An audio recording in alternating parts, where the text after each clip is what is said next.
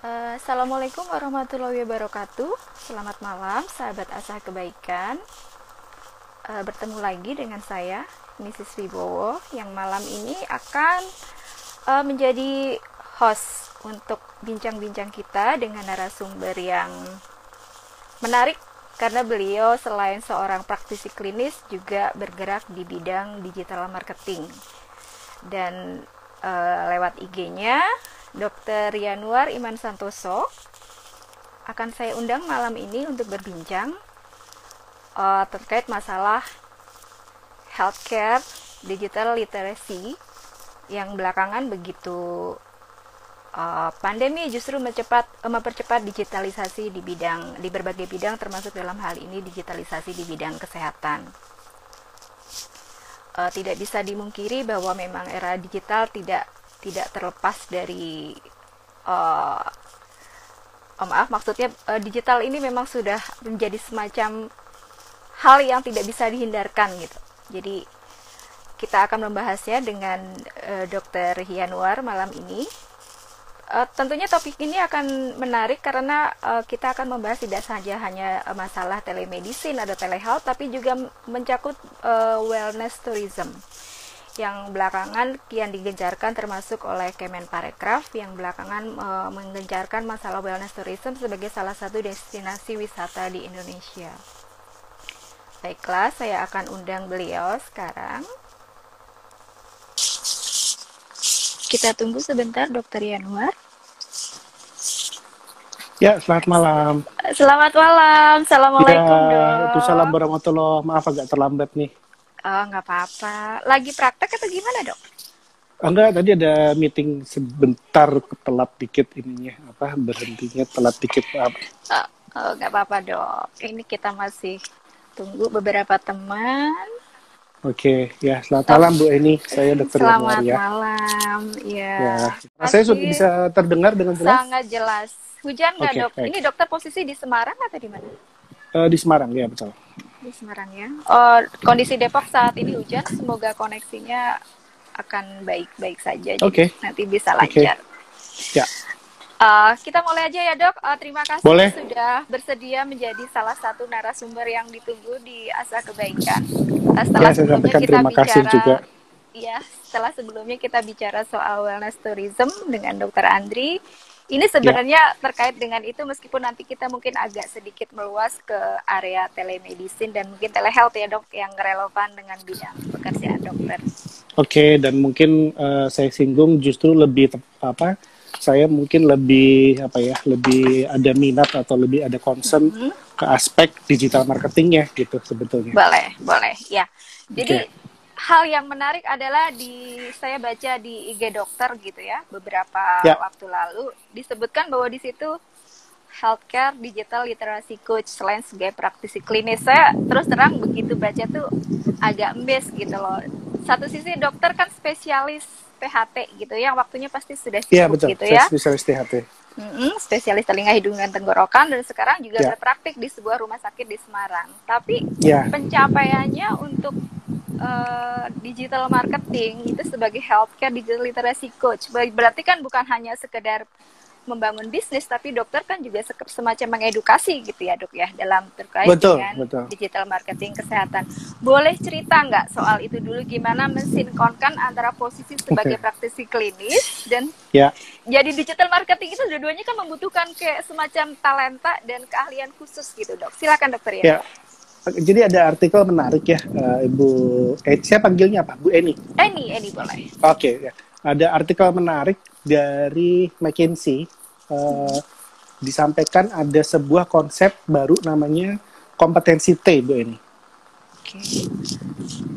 Jadi pada awalnya kita berpikir sebagai seorang profesional itu kan yang penting memperdalam kompetensi di satu bidang. Oke. Kalau contohnya dokter, maka kita sebagai kesehatan, dokter tentu belajar dokter umum 6 tahun. Kemudian kita mendalam lagi dokter spesialis, kurang lebih 4 tahun, berarti 10 tahun sekolahnya gitu. Yap. Lalu ada pendidikan-pendidikan lanjutan, mungkin, dan itu nggak berhenti terus-terusan gitu ya. Itu adalah membangun kompetensi yang lurus ke dalam seperti huruf I, ke bawah. Ya. Tapi ternyata McKinsey menulis di artikelnya itu, saya tertarik sekali artikel itu, menyebutkan ternyata selain kompetensi utama di profesinya, kita juga butuh kompetensi-kompetensi tambahan yang satu, secara umum dibutuhkan, dan dua, relevan dengan saat ini. Contohnya, public speaking. Apakah seorang dokter butuh public speaking? Kemungkinan besar kalau tidak harus tampil di TV kan nggak perlu ya. Betul. Tapi kalau misalnya dia memiliki keterampilan public speaking, katakanlah tidak tampil di TV, tapi berkomunikasi dengan pasiennya, pasti betul. pasiennya lebih baik. Pasti benefitnya lebih besar untuk pasiennya gitu. Setuju. Nah, setuju ya? Nah, tapi public speaking itu nggak diajarkan di kuliah kedokteran. Berarti itu kompetensi tambahan yang harus diambil. Okay. Kemudian ke dunia digital atau digital literasi, khususnya di dunia digital marketing misalnya. Apakah di kurikulum kedokteran ada membahas tentang itu?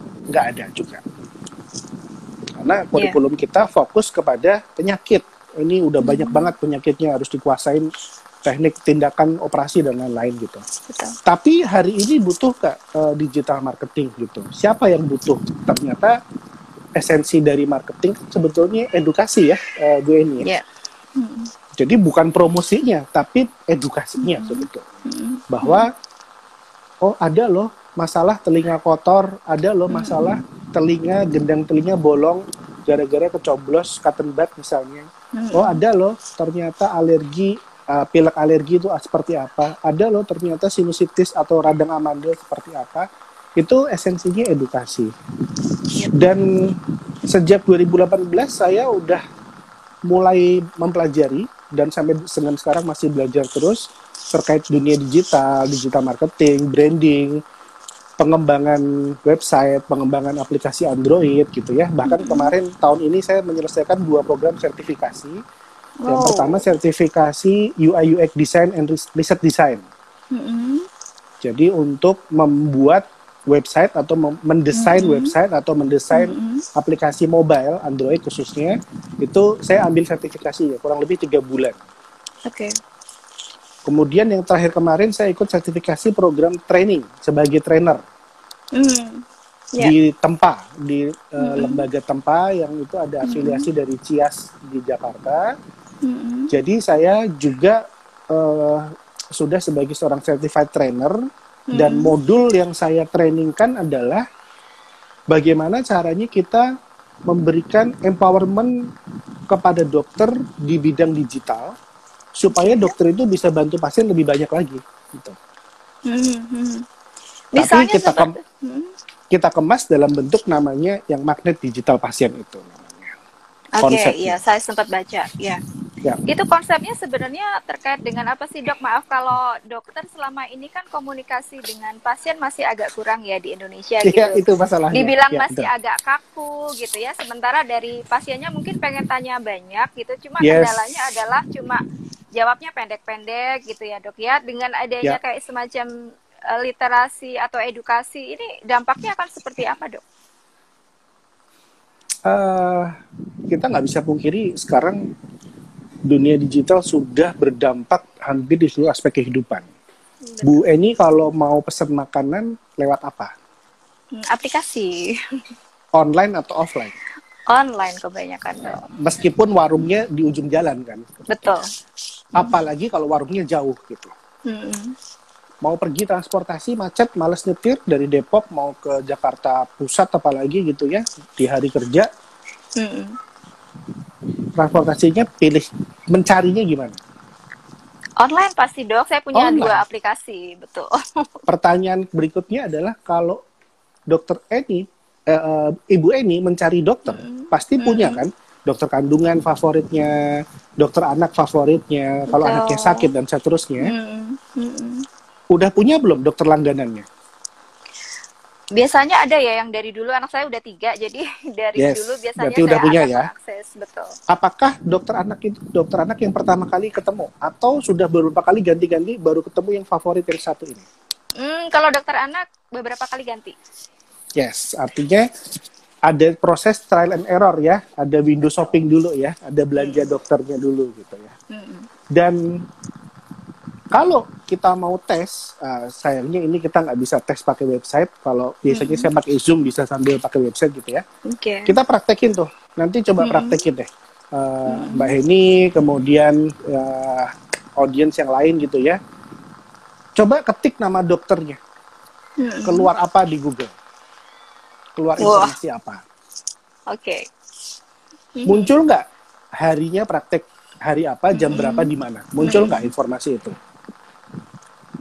Oke. Berarti ada dua, Kemu- muncul dan tidak muncul gitu ya, Dok ya? Kemungkinan besar muncul tapi nggak akurat atau nggak muncul sama sekali. Mhm. Berbeda kalau Mbak Eni browsing nama kafe di Jakarta Selatan misalnya, pasti muncul akurat. Oke. So, berarti dokter itu meskipun dia punya tempat praktek, pasiennya rame dan seterusnya, tapi menurut Google dia nggak eksis. Padahal penting ya, Dok. Eksis menurut Google itu hari gini gitu. Kita udah singgung tadi bahwa ternyata udah ada pergeseran perilaku tadi, perilaku konsumen di era sekarang ini pergeserannya karena apa? Karena dimanjakan sama platform-platform online yang dibangun oleh startup-startup yang dimodali dengan uang jutaan dolar. Tuh. Tapi Mbak Eni kan nggak peduli dokter ini punya modal jutaan dolar atau enggak kan? Tapi Mbak Eni berasumsi atau berharap ya dokter juga harusnya di online dicari ada dong. Kalau saya mau konsultasi telemedicine bisa dong, gitu kan. Orang yang di platform X bisa kok, di platform Y bisa kok. Masa dokter favorit saya ini nggak bisa? Berarti ada yang salah dong sama dokter ini. Gitu. Tanpa memperhatikan bahwa di belakangnya ada modal berapa juta dolar di belakang itu untuk membangun infrastruktur itu. Pertanyaannya, siapa yang mau kasih modal dokter-dokter jutaan dolar untuk bangun infrastruktur dia pribadi? Ada nggak? Kecil kemungkinan sih, Dok. Nggak ada, orang sekolah aja bayar sendiri. Kecuali dia bergabung di mana gitu ya. Gabung sama siapa teman-temannya? Ya kecuali dia punya grup besar ya, dia punya bisnis sebelumnya. Gitu. Tapi bayangkan seorang dokter baru lulus atau dokter spesialis baru selesai pendidikan.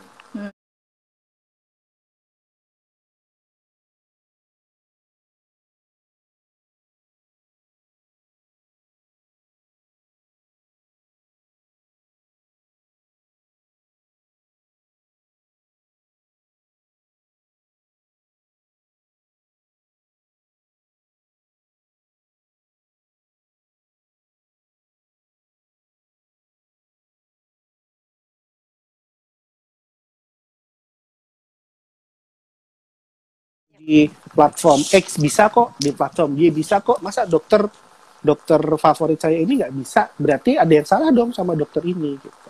Tanpa memperhatikan bahwa di belakangnya ada modal berapa juta dolar di belakang itu untuk membangun infrastruktur itu. Pertanyaannya, siapa yang mau kasih modal dokter-dokter jutaan dolar untuk bangun infrastruktur dia pribadi? Ada nggak? Kecil kemungkinan sih, Dok. Nggak ada, orang sekolah aja bayar sendiri. Kecuali dia bergabung di mana gitu ya.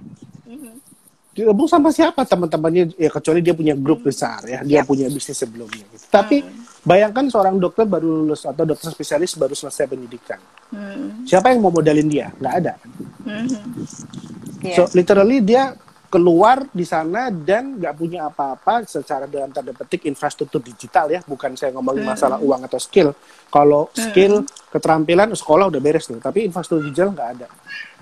Saya pengen bantuin nih dokter-dokter, teman-teman dokter sekalian, paling nggak dicari namanya itu ketemu, itu nomor satu deh. Kalau ketemu, habis itu ada infonya, praktek hari apa, jam berapa, di mana. Bahkan kalau bisa kelihatan tuh hari ini buka apa tutup gitu. Kayak kafe ya, Dok ya. Hari ini buka tutup. Jadi pasien nggak kecelik nanti datang gitu ya. Yep. Bahkan idealnya lagi satu langkah lebih maju itu bisa booking appointment. Saya mau booking buat minggu depan hari Senin jam 8 pagi. Atau jam 10. Kalau jam 10 otomatis saya datang setengah 10 dong. Saya nggak mau dong datang untuk jam 10 tapi saya datang jam 7 atau lagi datang jam 5 ngambil karcis dulu. Terus dari jam 5 sampai jam 10 ngapain gelar tikar tiduran di situ kan nggak masuk akal gitu kan. Betul. Tapi pernah nggak ngerasain nunggu di rumah sakit lama? Eranya sih pernah ya, Dok, beberapa tahun lalu tuh antrian panjang. Ya, panjang, terus nggak jelas, harus ambil karcis, udah datang nunggu lama duduk, kalau pergi nanti diserobot lagi orang lain dan seterusnya. So sejujurnya masih banyak masalah dan saya nggak mungkin kasih solusi untuk semua, tapi at least masalah pertama adalah ketika dicari namanya ketemu. Ketika dicari prakteknya di mana, dokternya tidak perlu menyebutkan. Kalau misalnya saya tanya, misalnya asumsinya anggap aja Ibu Eni jadi dokter. Dokter Eni praktik di mana? Cara menjawabnya gimana coba? Karena dokter diperbolehkan praktik di 3 rumah sakit, saya akan Oke, jawab sebutkan satu tempat prakteknya dokter Eni yang bukan di rumah sakit, kebetulan di apotek misalnya di sebuah lokasi di Depok. Deskripsikan tempat itu pada saya sebagai pasien, calon pasien.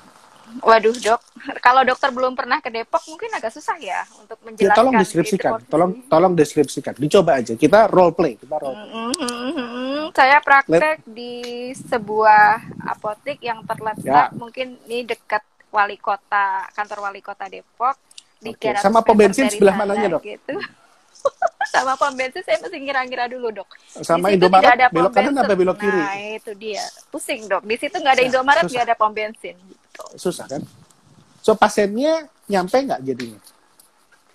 Kecil kemungkinan ya kalau dia tidak menguasai wilayah itu bakalan nyasar sih dok. Nggak nyampe atau bahkan datang aja nggak usah, ngapain, susah dicari. Ya udah malas, oke. Udah malas.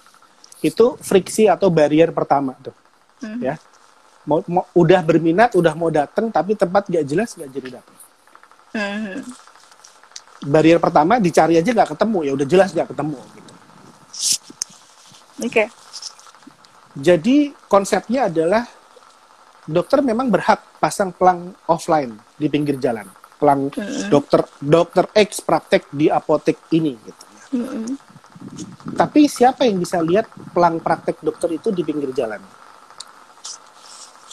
Orang yang lewat jalan itu kan, Bu Eni. Betul. Kalau orang yang nggak lewat jalan itu bisa lihat nggak pelang prakteknya? Nggak dong dok.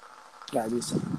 Bagaimana kalau kita pindahkan pelang praktek itu, ya kita nggak pindahkan lah, kita duplikasi pelang praktek yang di pinggir jalan itu menjadi sebuah sign atau pelang praktek di Google.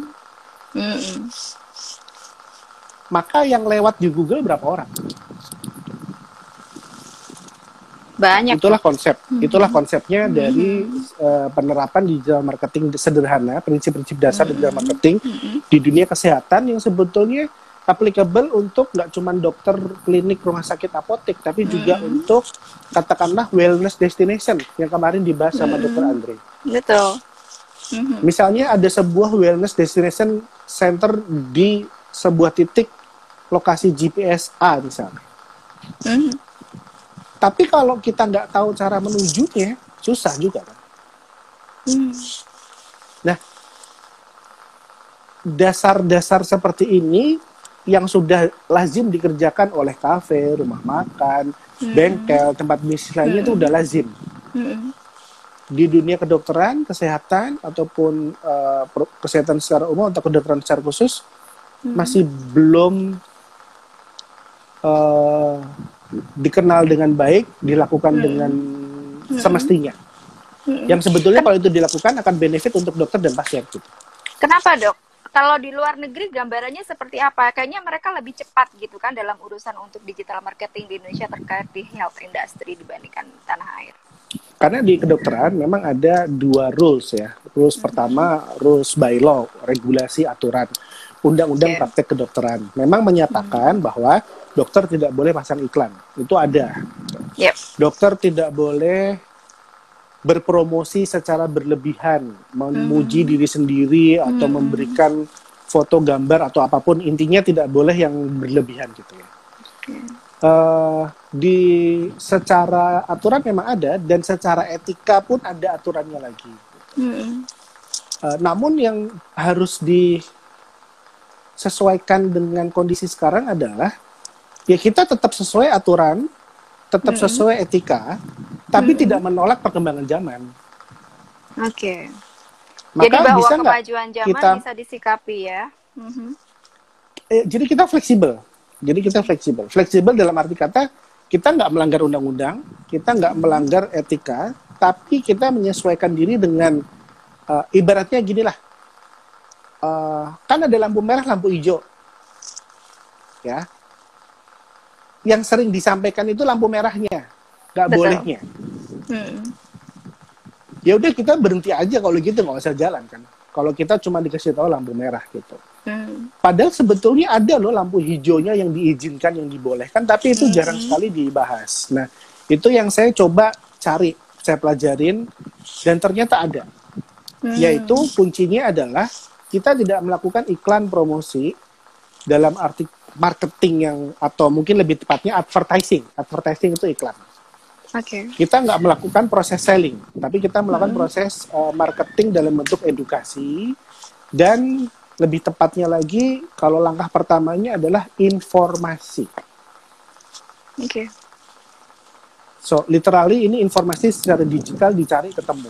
Itu yang pertama. Itu the first step.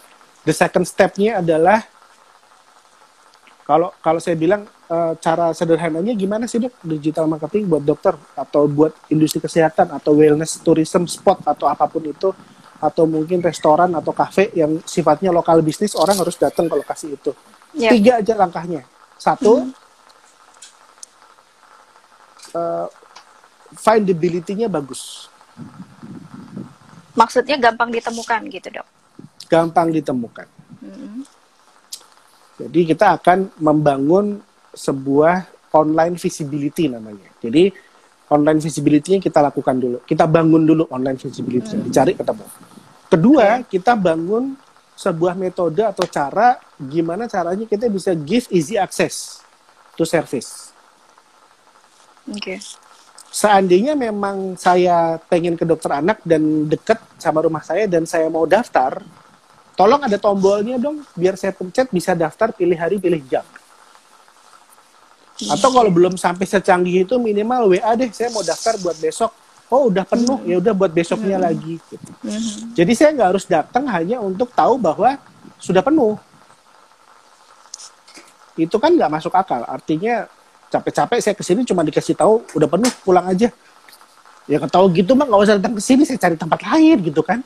Itu kan kegemesan pasien yang tidak tersampaikan ke dokter gitu ya. Ini saya coba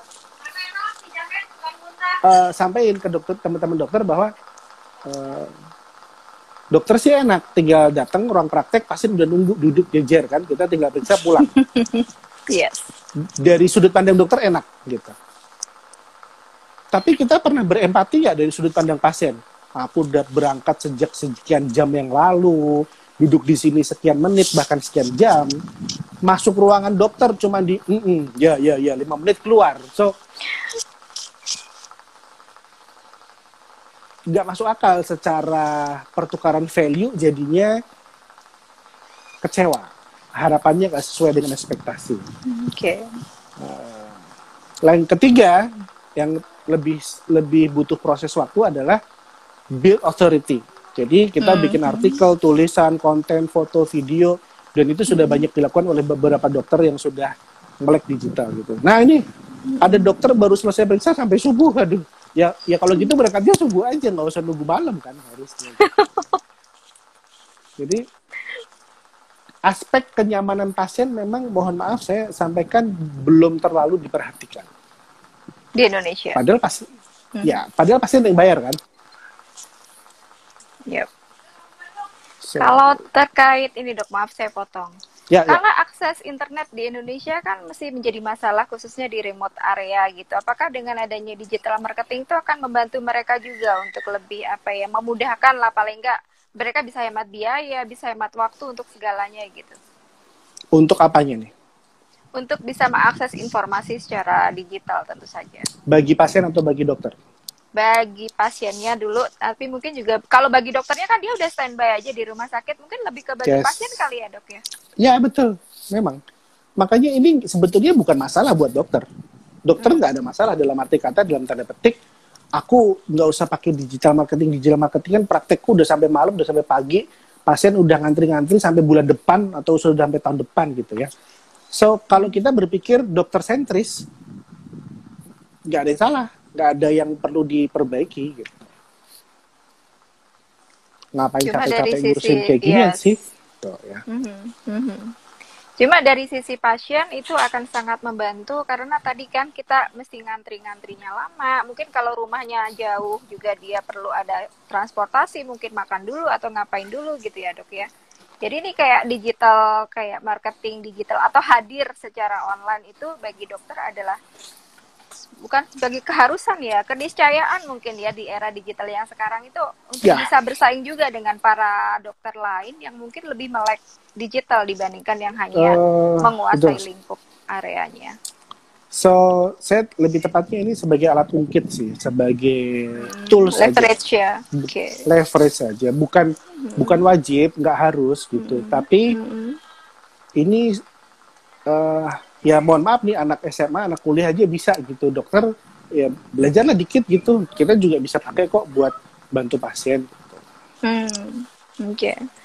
Kalau berdasarkan pengalaman dokter gitu ya, mungkin kalau waktu disodorkan ada digital marketing atau hadir secara online gitu, mungkin ada dua kan, ada yang bersedia dan mau, ada juga yang masih enggan dengan alasan yang tadi orang praktek gue udah ibaratnya bererot sampai pagi, ngapain mesti datang gitu. Sebenarnya obstacle-nya di mana dok kalau untuk mengedukasi quote unquote para dokter ini agar mereka mau hadir secara digital?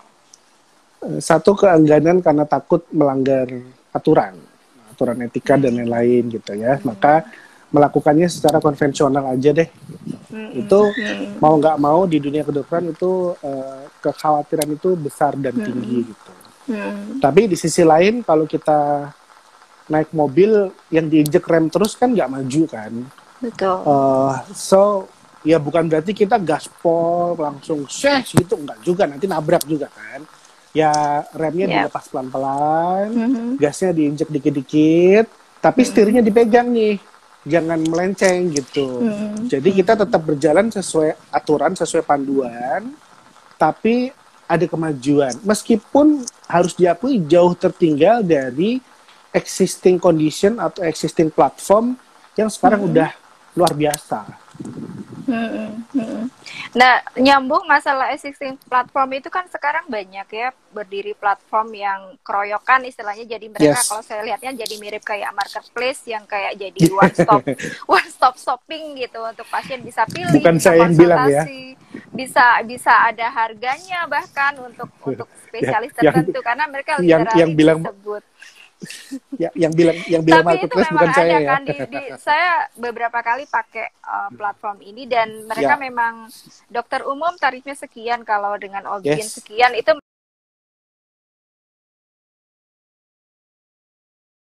kalau dengan OB-GYN sekian itu mereka sudah paparkan itu secara bahkan di CV-nya waktu kita buka kita bisa pilih-pilih dan lihat kira-kira mana yang akan kita pilih gitu kan dok.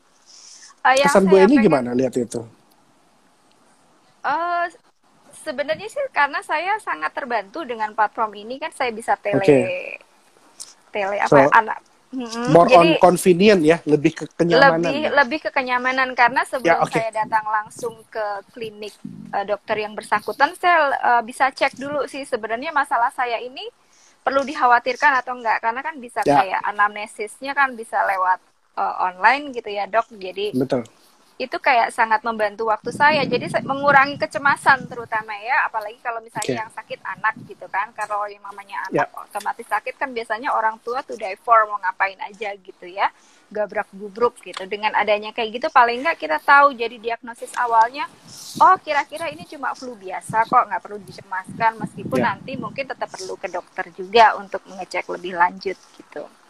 Itu sih pendapat saya, dan kemungkinan teman-teman juga akan seperti itu sih pendapatnya gitu dok. Ya, dari user sekarang, ya, dari sisi pasien dari sisi pasien. Kalau dari sisi dokter, karena saya pernah wawancara juga dengan dokter terkait dengan telemedicine tuh, kebanyakan mungkin mereka agak enggan karena memang tidak terbiasa ya. Yang buat mereka tuh belajar hal baru itu challenging gitu. Apalagi kalau misalnya udah mesti download aplikasi ini, melakukan ini gitu. Even kalau kita awal-awalnya juga pada saat Zoom atau pakai platform itu kan kita juga awalnya sangat grogi gitu. Tapi belakangan pandemi ada ininya harus pakai, betul, ada learning curve-nya, ada proses belajarnya belajar. harus dilakukan. Betul. Yang menarik adalah saya coba kaitkan dengan telemedicine ya dok ya, terkait dengan selama nyaris 2 tahun ini kita lebih banyak diam di rumah, konsultasi ke dokter juga dengan telehealth, telemedicine, itu dengan adanya tadi digital marketing itu apakah ikut terdorong gitu dengan tren itu? Karena awal-awalnya kan mereka mungkin belum berpengalaman gitu ya, tapi begitu adanya pandemi kan otomatis konsultasi mau nggak mau lebih banyak dilakukan via online, terutama bagi pasien yang mungkin berisiko tinggi gitu. Itu ada ininya nggak sih dok, kayak pertambahan atau trennya tuh seperti apa gitu di Indonesia? Ya, itu juga menarik data dari McKinsey 2020 sebelum 2019, pasien yang melakukan telemedicine hanya 11%. Setelah 2019, yang melakukan bersedia dan melakukan telemedicine itu 75%. Wow. Jadi market adoptionnya sangat cepat tumbuh eksponensial. Eksponensial, betul. Sampai kewalahan dari sisi providernya lah, ibarat kata gitu. Di sisi lain, ada dilema yang bagaimana sih bentuk telemedicine yang ideal. Contohnya misalnya nih, let's say Ibu Eni tinggal di Sulawesi. Lalu telemedicine dengan dokter yang tinggal katakanlah di Surabaya misalnya. Keluhan-keluhan diberikan saran, lalu diberikan katakanlah mungkin ada saran obat atau apa. Nah, Julia hopefully nggak pernah terjadi, tapi let's say something not expected happen gitu. Lalu Bu Eni harus apa?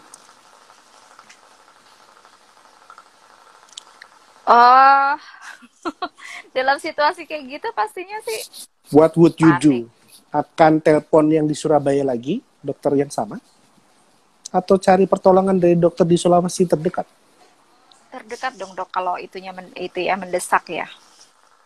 So, dokter yang di Sulawesi yang terdekat dapat ampasnya kan?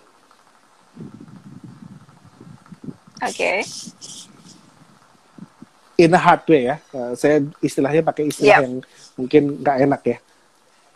So, ada sebuah, lagi-lagi dari McKinsey, saya kutip dari sebuah buku laporannya tahun 2020 tuh bagus banget. Ada banyak jenis telemedicine, dan salah satu yang menarik tapi belum banyak dikembangkan adalah konsep near telemedicine.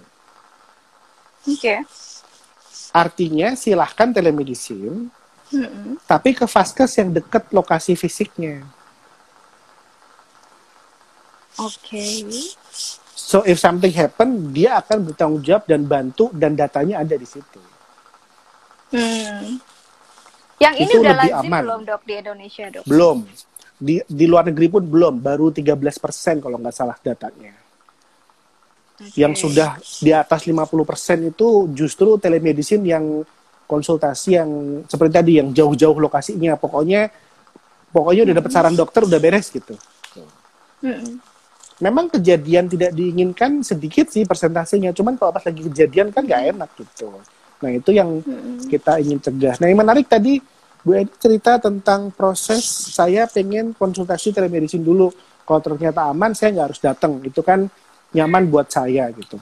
Itu yang juga menarik, bahwa behavior atau perilaku pasien di era digital ini udah berubah. Dan itu betul sekali. Dia di rumah ada keluhan, dia browsing dulu di Google, dan dia nggak langsung datang ke klinik, tapi dia telemedicine dulu.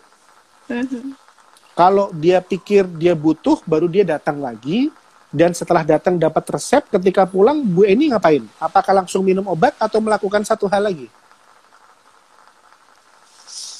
Tergantung sih, karena saya orang yang kepo, saya suka ini sih dok, cari informasi gitu. Meskipun ya tetap aja saya lebih percaya ke dokter sih. Udah dapat resep ya? Kan udah dapat resep nih.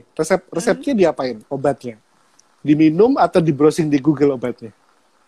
Saya suka nge-browsing sih dok, ini obat jenis apa gitu. Pasien kepo ya jadi. Itu yang terjadi. Memang udah ada shifting, udah ada perubahan. Jadi setelah pulang ke rumah, itu pasien tuh nggak serta-merta taklik atau istilahnya pasrah sama dokter, pokoknya dokter bilang suruh minum, aku minum. Enggak. Dia cari tahu dulu ini obat apa sih. Bahkan pasien itu bersedia untuk tanya ke dokter lain.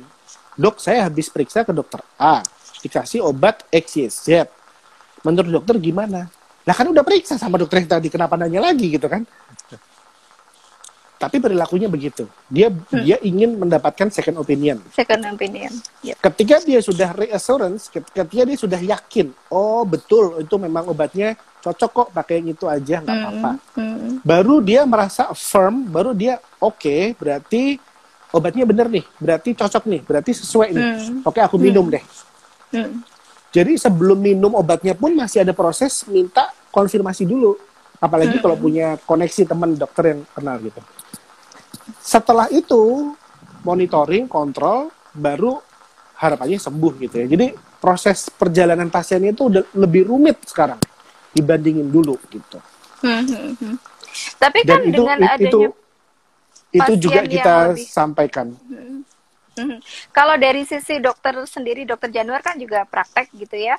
Kalau nemuin pasien yang mungkin udah lebih dulu belajar gitu ya, maksudnya cari-cari informasi dulu secara online, terus datang ke dokter bukan hanya dengan yang pikiran kosong, tapi mencoba berdiskusi. Itu dokter sebagai seorang praktisi klinis ngerasa ini pasien sok pinter nggak sih, dok? Tadinya iya. Ya udah sana aja berobat ke Google, tanya aja sama Google kan udah sama Google. Tapi kemudian saya baca sebuah artikel bahwa ternyata ada 4 kategori pasien nih sekarang. Ada pasien yang kategori pertama tuh pasif, apa kata dokter dia ikut. Ada pasien kategori kedua, dia mulai bertanya-tanya, dia ingin dilibatkan dalam proses pengambilan keputusan. Dok, ini saya sinusitisnya atau alerginya atau apanya harus dioperasi nggak gitu? Kenapa harus operasi sih, dok? Gimana kalau nggak operasi, dok? Caranya gimana? Ada nggak cara lain, dok? Jadi dia mulai berperan aktif. Gitu. Ada lagi yang level 3 dan 4 yang lebih mandiri lagi. Dia bahkan memutuskan sendiri. Gitu. Misalnya nih, satu kasus. Seorang kasus pasien dengan katakanlah tumor stadium lanjut misalnya. Ini harus operasi misalnya, atau ini harus kemo dan lain-lain gitu. Dia bisa, satu jenis tipikal pasien ini, yang tipe yang 3-4 ini, dia sangat mandiri sehingga dia bisa berpikir, saya nggak mau operasi, saya nggak mau kemo, saya sudah hidup dengan cukup baik, saya cuma ingin meninggal dengan tenang. Saya pilih palliative care saja, saya ingin menghilangkan nyerinya, tapi saya nggak mau tubuh saya dioperasi, saya nggak mau minum obat yang memberikan efek samping ABCDE. Maka saya akan memilih pergi ke sebuah tempat layanan, yang layanan itu bisa jadi sebuah tempat yang memberikan konsep layanan wellness medicine salah satunya, yang temanya palliative care. Palliative care artinya ya merawat kalau ada keluhannya, ada nyerinya, ada muntahnya kita obatin. Tapi disease-nya sendiri karena sudah end stage terminal cancer misalnya, itu tidak dilakukan apa-apa. Kemudian ketika terjadi misalnya meninggal dunia atau keluhan gagal nafas, gagal jantung karena penyakitnya itu, pasiennya pun memilih untuk jangan diresusitasi, jangan dikasih bantuan biar bangun lagi. Biarkan saya meninggal dengan tenang. Itu ada pasien yang begitu. Bagi sisi dokter, kalau kita belum paham bahwa ada 4 karakteristik pasien kayak gitu, jadi pasien gimana sih? Orang bisa kok diiniin gitu ya. Tapi tubuhnya kan tubuh pasien, jadi yang berhak menentukan memang pasien gitu. Maka dokter yang tadinya hubungannya paternalistik, posisi dokter di atas, pasien mengikuti, sekarang mulai bergeser menjadi ke arah mitra. Pasien sentrik gitu ya, dok ya? Awalnya mitra, kemudian sekarang udah pendekatan lagi berubah ke betul sekali, pasien sentrik. So pasien mintanya apa, butuhnya apa. Maka dokter dan tim dokter bersifat sebagai konsultan. Jadi kalau ada financial consultant, ada misalnya ada apalah konsultan, maka dokter juga mungkin sudah saatnya menempatkan diri sebagai health consultant. So kondisi ibu begini, opsinya ini sama ini, mau pilih yang mana? Kalau pilih opsi ini konsekuensi begini, kalau opsi ini konsekuensi begini, silahkan. Tapi ibu harus tahu, bapak ibu harus tahu konsekuensi dibalik pilihannya dan mau menerima pilihan tersebut, konsekuensi tersebut. Gitu. Berarti dalam hal ini tuh pasien punya suara gitu ya dok. Kalau yang dulu-dulu kan kita cuma nurut kata dokter. Otomatis dengan adanya pergeseran paradigma ini, pasien bisa lebih bersuara dan berhak menentukan apa yang terbaik untuk dirinya, meskipun dia juga harus menimbang rekomendasi dokter juga sebagai seorang ahli gitu kan ya dok ya. Ya, kadang ada pasien ke saya udah mungkin ketiga atau 4 dokter yang berbeda gitu. Jadi saya sampai bingung. Terus udah dapat ini, terus udah ini, terus ibu pengennya apa gitu. Saya nggak mau operasi gitu. Ya akhirnya kita malah jadi diskusi. Oh ya udah, kita jelasin dulu kondisinya dan seterusnya. Opsi A, B, C. Memang kalau dilakukan sampai titik ini ada perbaikan, mungkin bisa tidak operasi. Tapi kalau sampai titik ini tidak ada perbaikan, ya kemungkinan tetap harus operasi gitu. Nah, ketika diberikan penjelasan yang detail seperti itu, ternyata dia lebih senang, lebih menerima gitu. Daripada kalau dikasih ketok palu nih, Bu, besok minggu depan operasi ya, gitu. Yeah. Tapi tetap ada loh pasien yang kayak gitu. Jadi, Bu, minggu depan operasi, siap dok. Itu juga ada. Tanpa jadi mencari tahu ya. Tanpa mencari tahu, tanpa menolak, karena dia sangat percaya pada dokternya satu sisi, dan dia meletakkan tanggung jawab kesehatannya di tangan dokternya. Oke. Padahal seharusnya you know better gitu. Dokter, I trust you dok lah, you know better lah gitu. Ya. Oke. Dan itu masih lazim ya dok di Indonesia, masih banyak. Dan itu nggak apa-apa, ya? Itu bukan berarti itu salah ya. Itu bukan berarti itu salah, tapi itu karakteristik. Oke. Karakteristik. Contoh gini, ada mobil nih ya. Kita mau beli mobil. Mobil buat apa sih? Pergi dari titik A titik B kan, tanpa kena panas dan hujan gitu. Karena kalau panas hujan kan naik motor. Bu, ada Avanza nih, ada Innova nih, ada Alphard, ada Mercy nih. Ada orang yang ditawarin Lamborghini, Ferrari, langsung beli juga ada, meskipun dia nggak tahu cara pakai fitur-fiturnya.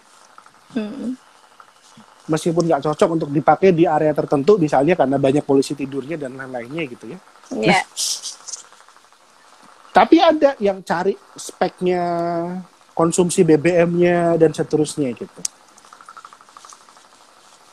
Kurang lebih kayak gitulah. Itu kan purchasing car ya, purchasing mobil gitu yang harganya ratusan juta.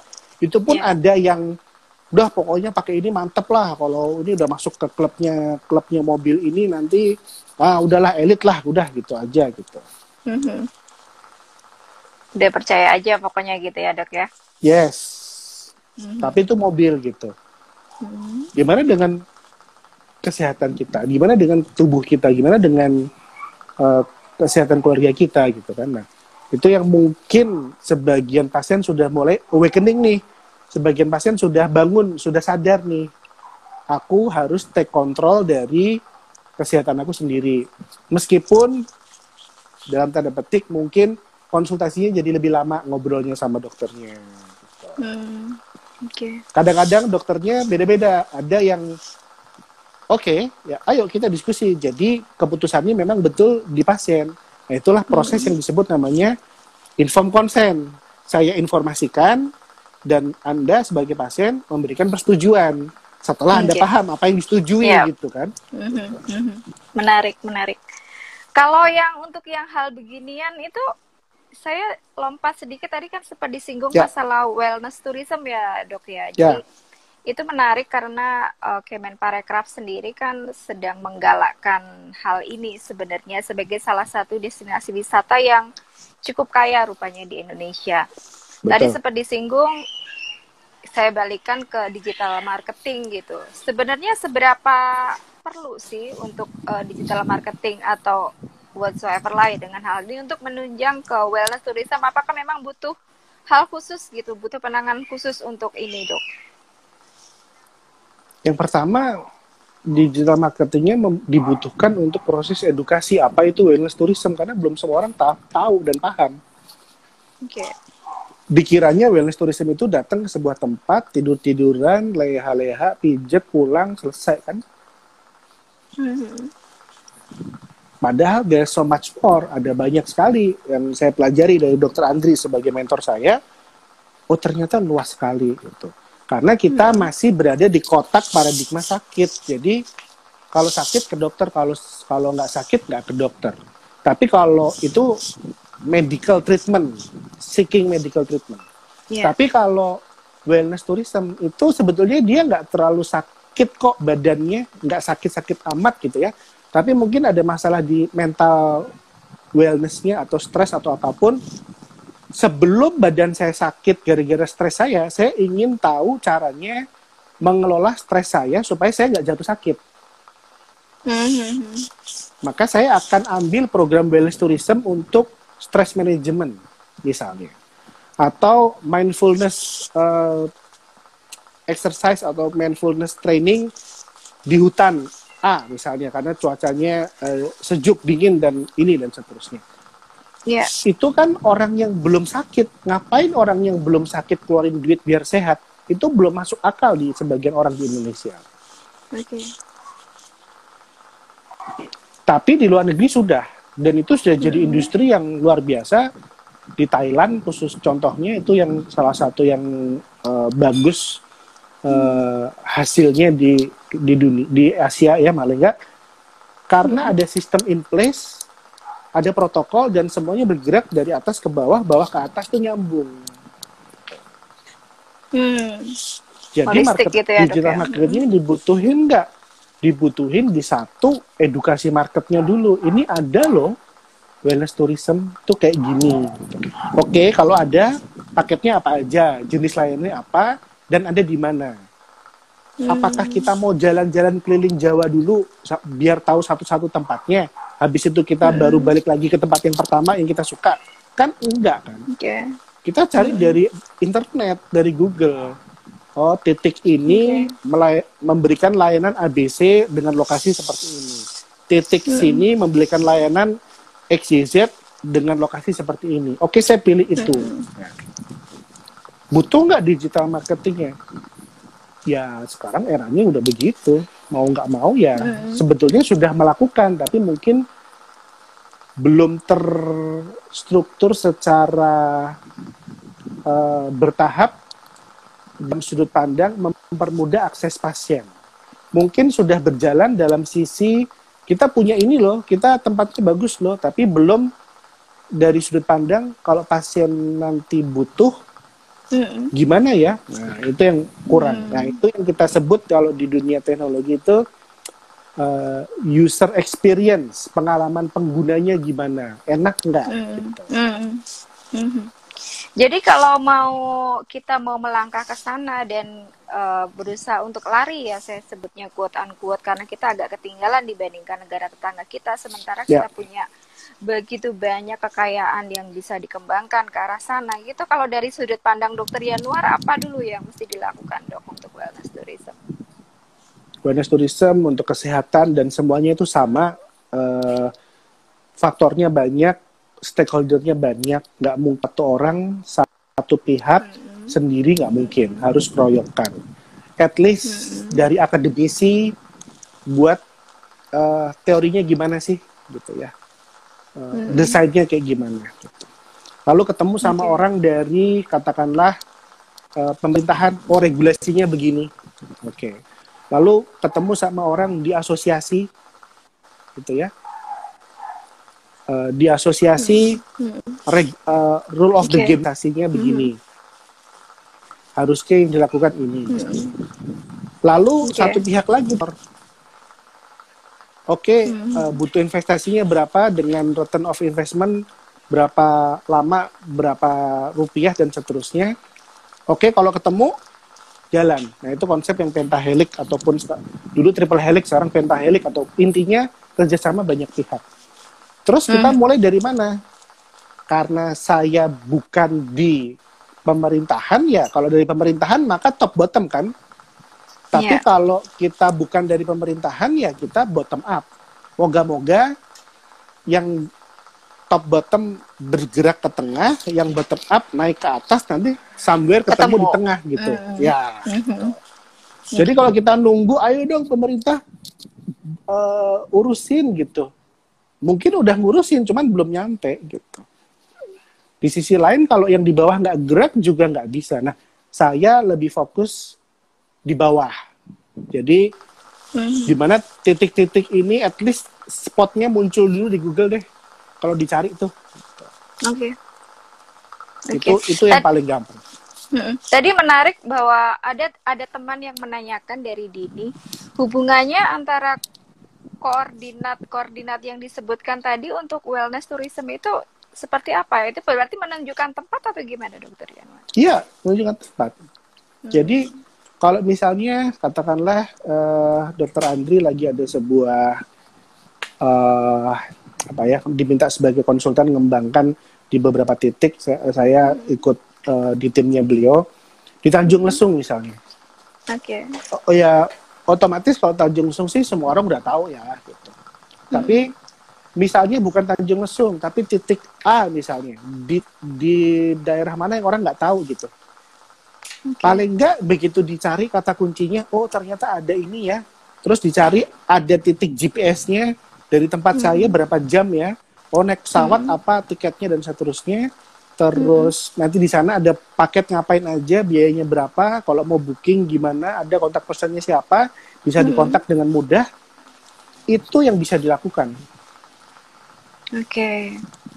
Jadi sebelum datang ke sana, pengunjung sudah tahu lebih dulu, ada bayangan gitu ya, mesti menghabiskan biaya berapa lama gitu ya. Oke. Sudah virtual tour lah istilahnya gitu ya. Oke, nanti aku akan dapetin nih kayak gini di sana. Dan itu sudah lazim ya Dok ya dilakukan di luar negeri, let's say Thailand sendiri sudah melakukan hal seperti itu ya?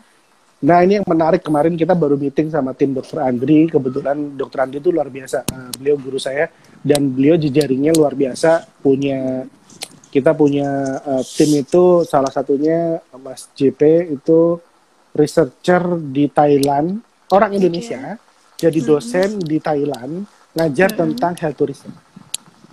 Oh, menarik. Researcher juga. Dan ternyata di Thailand sudah dipaketin. Oh. Pokoknya nyampe Thailand mau pakai jalur utara atau jalur selatan. Udah itu aja. Kalau jalur utara bayar X rupiah, X hari akan berobat di tempat ini, kemudian keluarganya yang bisa berjalan-jalan atau pasiennya yang relatif tidak dalam kondisi yang harus di tempat tidur, dia masih bisa bergerak gitu, akan dibawa ke sekian titik wisata alam, wisata kuliner, dan wisata yang lain gitu. Dan itu udah all inclusive paket termasuk makan, pagi, siang, malam, tidur, dan perjalanan. Keren. Berarti kita sudah bisa mengira-ira akan habis berapa gitu ya dengan melakukan perjalanan. Sudah keluar duit di depan, udah nggak keluar duit lagi di belakang. Oh, oke. Nice. Dan nggak usah mikir nanti mau kemana, lewat mana, udah dianterin ibarat kata gitu. Tahu beres gitu ya Dokter Yanwar. Tahu beres, duduk nanti nyampe bangun baru main-main gitu kan. Tuh. Ini ada pertanyaan dari Nana Sikop menyambung tadi soal bagaimana cara untuk mendorong percepatan health tourism dalam artian wellness tourism di Indonesia. First thing to do-nya apa nih kira-kira kalau misalnya dari tadi pemerintah kan mesti dari atas ke bawah nih. Kalau dari pelaku itu sebenarnya bisa melakukan apa gitu atau memberi usulan seperti apa gitu Dok? Sebagai pelakunya, berarti owner lokasi destinasi wisata misalnya? Ya bisa, tapi juga bisa dokter sebagai salah satu expert ya untuk yang digital marketingnya, misalnya mesti ngapain dulu gitu untuk bisa memajukan dari sisi wellness tourismnya. Kalau harus agak susah juga pertanyaannya, mungkin jawaban saya nggak akurat ya, tapi saya mencoba mendiskusikan karena case by case bisa jadi berbeda karena nggak ada jawaban. Ibaratnya nggak ada kunci jawabannya. Ini kita masih mencoba bersama. Gitu ya. Kalau dari versi saya, pertama dicari di Google harus ketemu, dan itu ada gambarnya, dan at least ada informasi package-nya. Kemudian kita mulai dengan channel-channel gratis, tidak berbayar melalui sosial media. Mulai dibangunlah edukasinya. Nah ini asa kebaikan luar biasa, saya apresiasi. Ibarat kata si tempat itu tadi, si tempat wellness, dia tinggal bikin akun Instagram, YouTube atau apapun, lalu menggelar event rutin seperti ini, itu sebagai proses edukasi atau minimal awareness. Oh ada toh tempat kayak gini, yang di sana nanti bisa ngapain aja. Gitu. Itu langkah Oke. pertama, awareness dulu, membangun awareness. Oke. Kalau Oke. sudah aware, berikutnya apa? Mm-mm. Harus ada tombol call to action-nya. Saya mau info lebih lanjut, kontak siapa? Atau saya mau tahu Ya. lebih lanjut, paketnya mana? Oke. Dok, ini menyambung pertanyaan dari Alia Fatih ya, Dok. Indonesia tuh kan sudah mampu, kalau kita akhirnya sudah mampu mengenalkan benefit dari digital untuk literasi, digital untuk health tourism katakanlah, tapi literasi Indonesia kan masih rendah, terutama di literasi digital ya, terutama di wilayah perdesaan yang mungkin justru menjadi target dari pasar ini. Itu gimana solusinya, Dok, kira-kira? Sekarang sudah ada banyak program dari pemerintah juga yang dana desa, kemudian apapun itu ya. Ada program kembali ke desa, sarjana ke desa, bangun daerah, dan seterusnya gitu. So, bahkan beberapa iklan di TV ada COD kan, bayar di tengah sawah gitu kan ya. Itu kan membantu literasi digital kan sebetulnya ya. Oh ternyata bisa ya belanja online gitu kan. Nanti dibalik dong, bukan orang desa belanja online, tapi orang desa jualan online kan. Yang dijual bukan cuman hasil panen, tapi yang dijual adalah datang ke sini nanti ngerjain aktivitas ini gitu. Tapi apakah yang menggarap lokasi itu petaninya, apa lurahnya, apa pak dokternya, atau puskesmasnya, atau dinas pariwisatanya, atau dinas kesehatannya? Sekali lagi ini multidisciplinary, multi stakeholder. Duduk bersama, ngobrol dulu deh, baru nanti kita ngomongin bareng gitu. Ini saya balik agak lompat ya, Dok, tapi masih ada hubungannya bahwa pandemi ternyata membawa berkah, bukan di berbagai ini digitalisasi meningkat, melompat gitu, dan betul. Mungkin wisata medis juga kita memetik berkah gitu ya, karena ada larangan terbang ke luar negeri, otomatis mereka yang biasa terbang ke luar negeri akan memilih dokter di Indonesia untuk terapi atau pengobatannya gitu. Sebenarnya learning dari situ mereka kan bisa tahu ya. Jadi ada semacam experience buat mereka bahwa ternyata dokter Indonesia sekarang sudah sangat maju gitu kan, akan jadi semacam pendorong ini sebenarnya, Dok. Apa yang harus dilakukan lagi agar hasil positif ini tetap bisa kita dorong agar industri kesehatan dalam negeri juga bisa maju gitu berkah dari pandemi. Dilakukan oleh siapa? Dilakukan oleh mungkin pelakunya sendiri, dalam hal ini rumah sakit, dokter, dan mungkin juga dari kebijakan dari pemerintah ya. Yang pertama, kalau dari sisi rumah sakit sebetulnya udah bergerak, dari Persi dan lain-lain tuh sudah mulai ngobrol nih, udah mulai nangkep nih ada peluang medical tourism gitu. Jadi kalau medical ke rumah sakit, kalau wellness ke spot destinasi gitu ya. Cuman mungkin yang belum adalah di level eksekusi. Karena pasien yang biasa ke luar negeri itu pengennya, kan ada pasien dalam tanda petik, pasien VIP ada ya, kan ada ruangan VIP itu. Betul. Ya. Ini pasiennya itu bukan VIP, Mbak, pasiennya itu diamond. Ya. VVIP. Bukan VVIP, Mbak, diamond gitu ya. Diamond. Dan itu mungkin nggak ada tuh kamar diamond tuh di rumah sakit di Indonesia gitu. Nah kayak mana sih kamar diamond itu? Ya sebetulnya bukan kamarnya, tapi experience-nya. Misalnya di bandara udah dijemput, diantar sampai ke rumah sakit, nggak usah lewat UGD kalau kondisi stabil ya.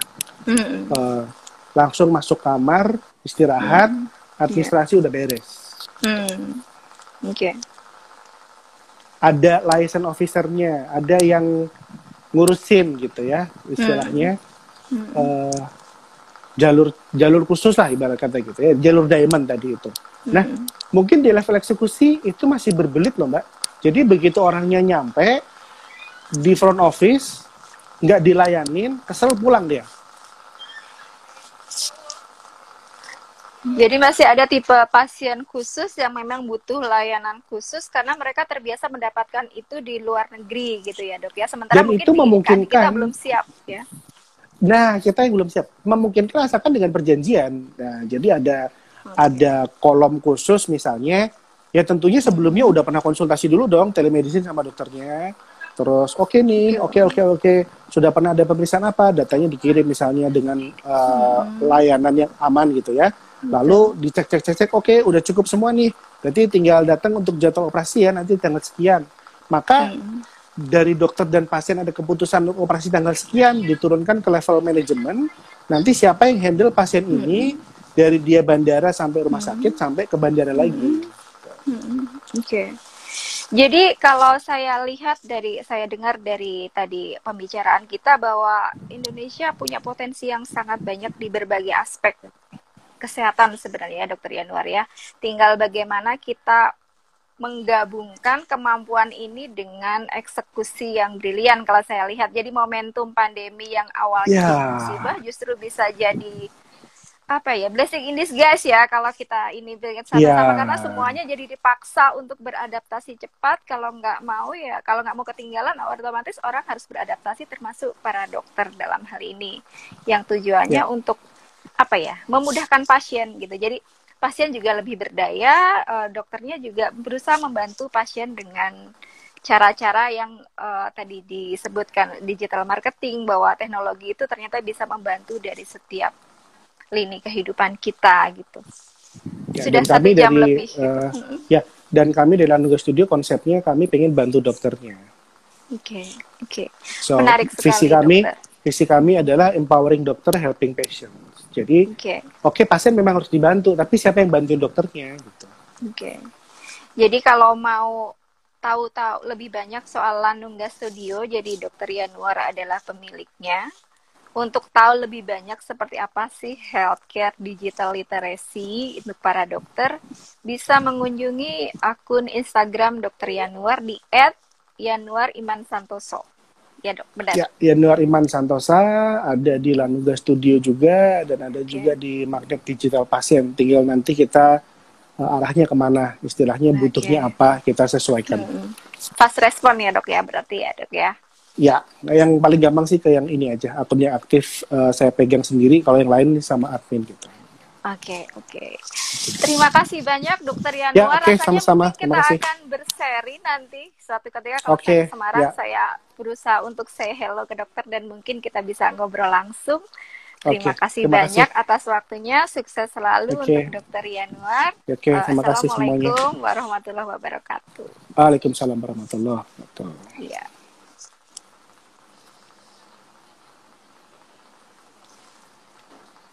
Demikian sahabat Asa Kebaikan, bincang-bincang kita selama kurang lebih 1 jam bersama Dr. Yanuar Iman Santosa, seorang healthcare digital literacy coach yang menarik sekali. Selain kita dapat beberapa insight bahwa digital literasi di masa pandemi justru meningkat, jadi kita bisa memetik manfaat yang positif dari pandemi ini. Sekian dari saya, terima kasih sudah menyaksikan bincang-bincang di Asa Kebaikan. Assalamualaikum warahmatullahi wabarakatuh. Sampai jumpa.